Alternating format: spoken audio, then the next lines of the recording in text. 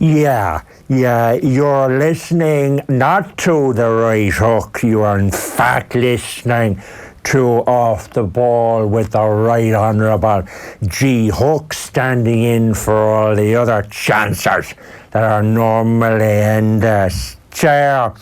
Yeah, well, of course, Ireland's Rugby World Cup is an unmitigated disaster.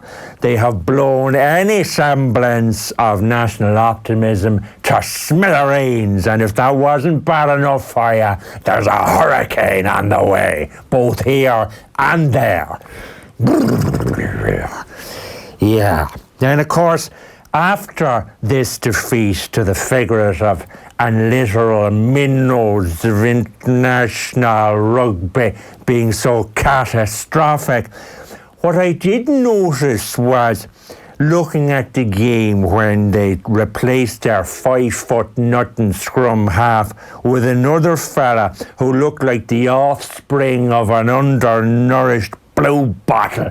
I thought to myself, whatever happened to good old-fashioned sticking it up that jumper and beating the shite out of your opponents? I mean, it's just not the same anymore.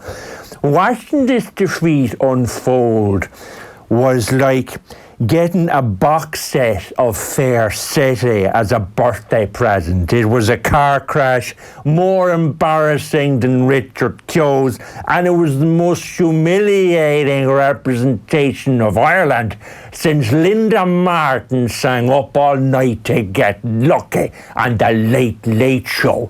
It was that bad. Anyway, later on I'll be talking to a right-wing Republican fascist from the United States of America about how these lefties who spout yallick about progression, peacemaking and fairness should be shot.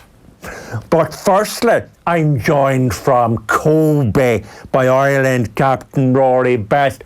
Rory, can I ask you this? Like, you were flawless in 2018, then you came into this World Cup as world number one, even though that was farcical.